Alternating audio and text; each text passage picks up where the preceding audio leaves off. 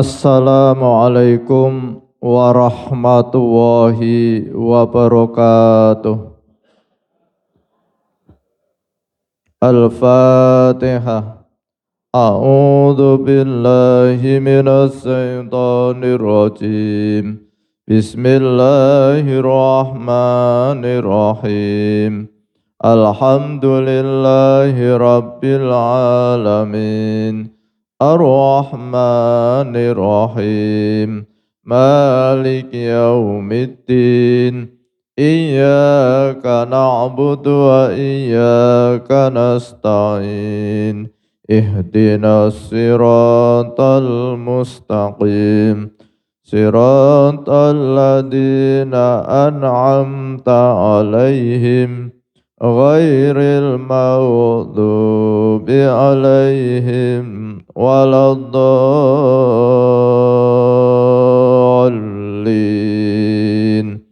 Amin. Bismillahirrahmanirrahim. Lam derajat ingkang kaping 6 iku ingkang luhur dhewe, lan iya iku sidik ing dalem khauf lan roja. Tegese arep bener ing dalem ngakoni khauf lan olehe ngarep-ngarep maring rahmat, aja sulaya kelawan kahanane. Umpamane suwiji wong lamun wedi maring raja utawa wedi maring begal, maka nalikane ing ngersane raja maka yekti gumeter lan pucet cahyane saking bangete wedi. Semono uga ba'dul auliya, sebagian waline Allah nalikane ngadeg ing dalem salat lamun den tugel-tugel awake kelawan pedang maka yekti ora krasa saking bangete wedi maring Allah Subhanahu wa taala. Mengkono ikulah biasane para sahabat, para tabi'in. Wallahu a'lam bishawab.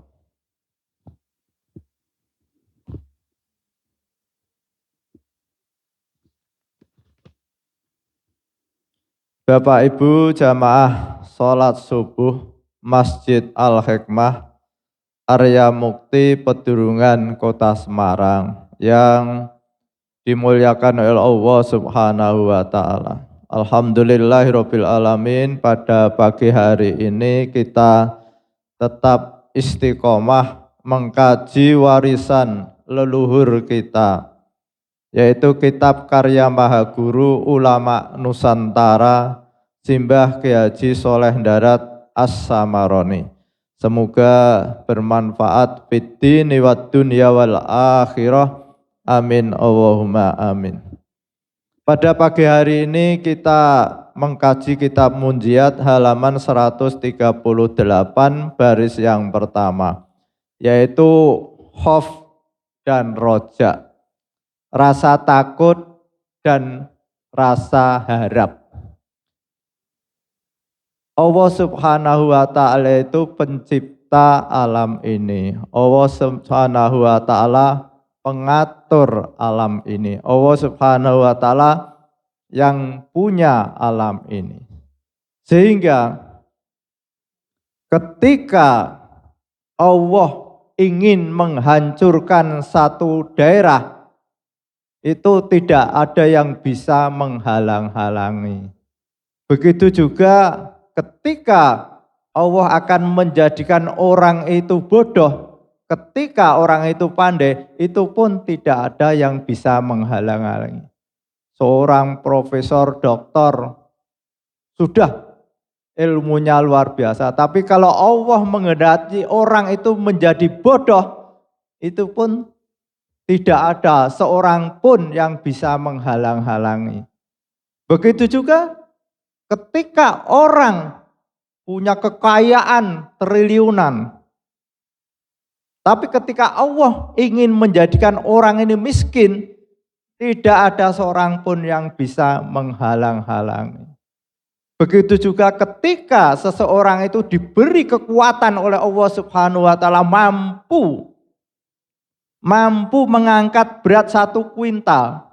Tapi ketika Allah menyabut kekuatan itu, tidak ada seorang pun yang bisa menghalang-halangi. Ketika orang itu stroke, jangankan mengangkat 1 kuintal, mengangkat tangannya aja tidak bisa. Itulah maka keyakinan kita kepada Allah Subhanahu wa taala, inna lillahi wa inna ilaihi roji'un, itu harus kita tanamkan dalam diri kita, bahwa kita ini dari Allah Subhanahu wa taala, kepunyaan Allah Subhanahu wa taala, dan akan kembali pada Allah Subhanahu wa taala. Lalu takut ini kita jadikan sebagai cambuk untuk senantiasa mendekat pada Allah Subhanahu wa taala. Sehingga oleh Mbah Kiai itu para wali-walinya Allah Subhanahu wa taala, kekasih-kasih Allah Subhanahu wa taala, dan para sahabat ketika menghadap Allah Subhanahu wa taala, ketika sholat itu benar-benar merasa takut pada Allah Subhanahu wa taala, sehingga digambarkan dalam kitabnya Mbah Kiai itu, seandainya para walinya Allah itu ketika sholat menghadap Allah saking takutnya, dipotong-potong tubuhnya itu tidak terasa. Ini luar biasa. Ya, gambaran kita sederhana saja. Ketika dulu saya kecil masih ingat itu, ngaji jalannya musim hujan itu, jalannya masih becek, payungnya pohon pisang, daun pisang. Lalu dulu ada istilah gerendwo, saya enggak tahu, tapi berjalan tidak pakai oncor, belum ada listrik, ada pring itu rusak-rusak, saya lari. Padahal di jalan itu ada pecahan beling. Ya enggak terasa pada waktu itu, tak tahu sampai rumah lu kok perih. Nah, ini gambarannya, karena saking takutnya itu. Jadi ketika orang takut itu, tubuhnya sakit itu enggak terasa. Kita ini orang awam ya, jadi masih belum bisa seperti itu. Maka ini satu gambaran. Lalu bagi kita itu yang penting, bagaimana rasa takut itu bisa mendorong kita untuk melaksanakan taat pada Allah Subhanahu wa taala dan menjauhi dari larangan-larangan Allah Subhanahu wa taala. Sehingga rasa takut ini menjadikan cambuk kita untuk semangat melaksanakan perintah-perintah Allah dan menjauhi larangan-larangannya.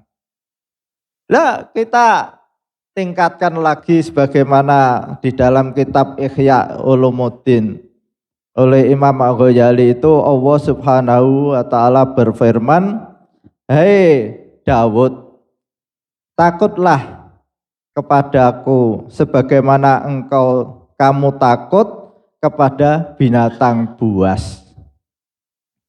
Jadi ini memberikan pemahaman pada kita. Nabi Daud diberitahu oleh Allah Subhanahu wa taala agar takut kepada Allah itu seperti takutnya terhadap binatang buas. Lalu apa yang kita pahami? Binatang buas itu kalau merusak tubuh kita tanpa ada belas kasihan. Lalu binatang buas itu pada pikiran kita itu akan merusak pada diri kita. Sehingga ketika kita berhadapan dengan binatang buas, pasti ada rasa takut dan paham bahwa binatang buas itu kalau menerkam kita akan dihancurkan oleh binatang buas. Allah Subhanahu wa taala itu mengancam pada kita. Allah menciptakan neraka, dan di neraka itu ada malaikat-malaikat yang kejamnya melebihi binatang buas. Sehingga dengan pemahaman ini, maka kita akan ada rasa takut bagaimana agar kita itu bisa selamat dari siksa api neraka. Dan neraka itu digambarkan satu daerah yang panasnya itu ya digambarkan karena itu api. Nah, kita bisa membayangkan kita bertempat di satu lokasi yang penuh dengan api. Katakanlah di daerah sak Pedurungan ini semua rumah kebakaran. Lalu panasnya seperti apa? Lalu asap dari kebakaran itu seperti apa? Itu bayangan kita, kehidupan neraka itu lebih menderita daripada itu. Sehingga maka ketika kita itu ingin melaksanakan perbuatan maksiat, perbuatan dosa, kita ingat siksa Allah itu sangat pedih. Sehingga bisa paling tidak itu bisa mengerem kalau kita ingat siksa api neraka. Dan kita lebih luas lagi. Kalau masyarakat kita itu melakukan perbuatan-perbuatan yang dimurkai oleh Allah Subhanahu wa taala, kita berusaha bagaimana untuk beramar ma'ruf nahi mungkar. Katakanlah ini baru ngetren adanya apa itu Pak Haji Udawi, laki-laki sama laki-laki, perempuan sama perempuan. Itu belum disentuh oleh hukum kita. Apakah itu melanggar pidana atau itu hanya sekedar penyakit? Padahal itu kalau sampai menjadi tren, menjadi orang karena dengan HAM, itu hak asasi. Mau laki-laki senang dengan laki-laki, perempuan senang dengan perempuan, itu kan hak asasi. Nyatanya hukum belum mengatur. Ini orang yang melakukan laki-laki dengan laki-laki, kalau Islam sudah jelas, itu dilarang. Tapi hukum di Indonesia ini, tidak tahu Pak Kabul nanti, apakah sudah ada pasal yang melarang laki-laki dengan laki-laki, perempuan dengan perempuan, lalu dijerat hukum menjadi pidana? Sebab kalau ini lalu menjadi tren dan orang-orang itu sering nongol di TV mempengaruhi masyarakat kita, lalu masyarakat kita itu paham, oh itu enggak apa-apa, padahal Al-Quran sudah memberikan gambaran pada kita zaman Nabi Lut. Nah kalau itu kita tidak beramar ma'ruf nahi mungkar, negara tidak segera mengatur orang-orang yang seperti itu harus dipidanakan atau bagaimana. Nanti kalau terjadi musibah, kita-kita ini yang baik-baik itu juga kena. Maka kita sebagai orang yang baik-baik ini selalu paling tidak berdoa pada Allah Subhanahu wa taala agar perbuatan apa itu Pak? Bahasanya apa tuh itu? FGPT lah itu kan. Nah, itu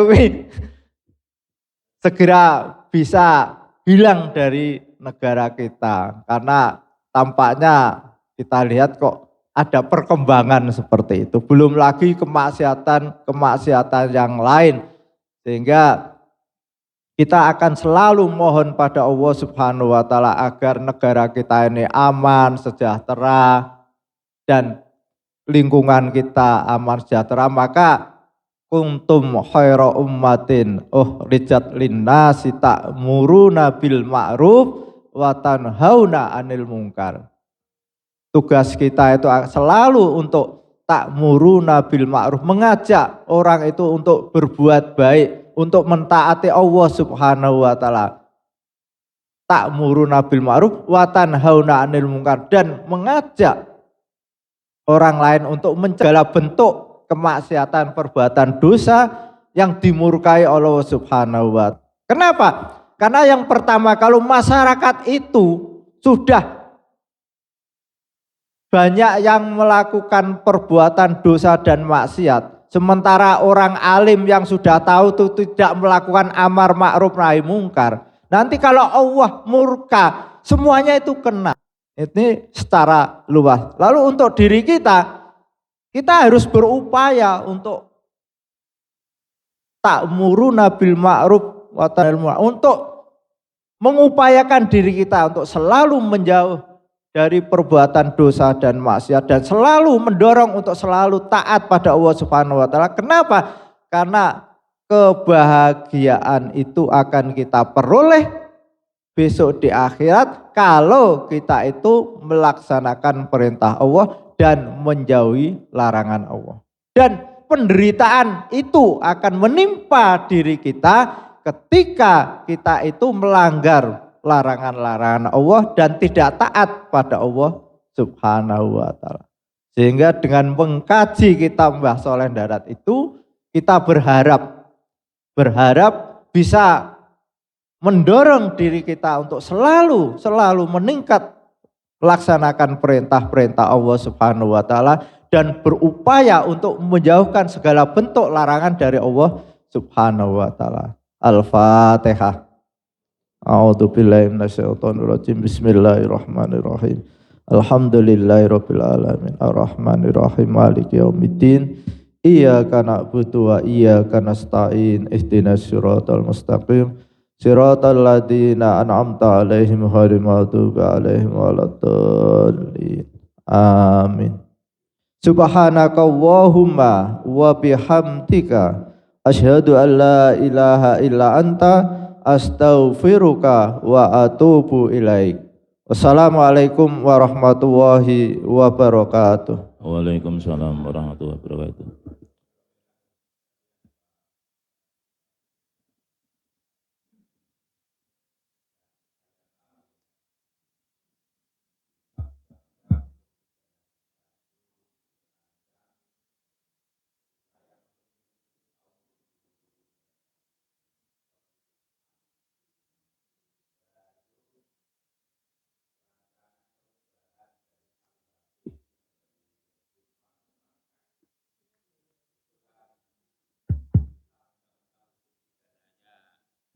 Belanda itu dirancang oleh guru saya Profesor Sudarto SH. Itu mulai saya masuk di Undip tahun 74 itu baru bisa jadi KUHP benar-benar bikinan Republik ini periode kemarin itu Jokowi jadi presiden.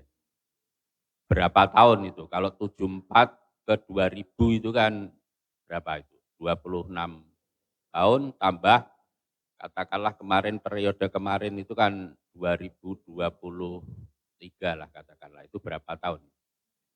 Itu baru jadi yang namanya Kitab Undang-Undang Hukum Pidana bikinan negeri ini. Betapa sulitnya mau membuat tindak pidana terkait dengan santet aja itu debatnya itu luar biasa lama. Kitab Undang-Undang Hukum Pidana yang lama yang sebetulnya dalam bahasa Belanda tadi seperti dalam bahasa Belanda saya sebutkan itu laki-laki perempuan, karena ini menyinggung soal itu, laki-laki perempuan kalau dua-duanya itu katakanlah lajang, mau perjaka, mau duda, yang satu mau perawan atau janda, itu bareng-bareng masuk hotel. Bareng-bareng masuk hotel. Kalau kitab yang kita baca itu di pondok pesantren itu namanya zina. Itu kitab undang-undang hukum pidana sebelum periode kemarin itu tidak ada perzinahan di Republik ini. Tidak ada itu. Laki-laki, perempuan pokoknya sama-sama lajang, mau duda, mau janda, mau perjaka, mau perawan atau duda dengan perawan, duda dengan janda atau janda dengan perjaka atau perawan dengan duda, masuk hotel itu sebelum periode kemarin itu tidak ada larangan. Baru beberapa saat kitab undang-undang hukum pidana kita itu namanya perzinahan. Baru saja, itu belum lama. Mengenai perempuan sama perempuan, itu namanya apa itu Pak? Kalau perempuan sama perempuan itu. Lesbi. Ada laki-laki dengan laki-laki itu G. Ya, tadi yang dipanjangkan itu kan LGBT. Itu problem di dunia ini. Ada negara-negara yang tidak melarang perbuatan yang seperti itu, ada yang melarang. Nah, di negeri kita ini belum ada, yang saya tahu itu masuk di kitab undang-undang hukum pidana, sehingga paling yang masuk hukum pidana itu kalau laki-laki sama laki-laki, tapi laki-laki yang dikerjain itu adalah anak di bawah umur, lah itu masuk. Jadi laki-laki sudah katakanlah dewasa dengan anak di bawah umur, yang namanya anak-anak itu kan di bawah usia berapa itu, 16 atau berapa itu. Lah kalau itu dilakukan, itu benar tindak pidana.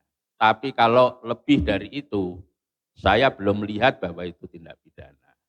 Itulah ibu-ibu, bapak-bapak yang saya tahu bahwa apa yang ada di dalam hukum Islam belum dilarang, belum tentu di hukum nasional itu merupakan sebuah larangan. Nah itulah ibu bapak, barangkali tadi yang disampaikan oleh Pak Haji Farudin, pengetahuan saya tentang soal tersebut. Terima kasih. Nggih, matur nuwun Pak Kapul, bisa menjadi informasi tambahan. Ibu-ibu, bapak-bapak, ini ada tongkat yang dipinjamkan kepada Mbah Ud kemarin waktu gerah, tapi tidak tahu tongkatnya siapa. Mbah Ud mengucapkan matur nuwun, beliau sekarang sudah agak sembuh. Menika biasanya enten sing kagungan niki?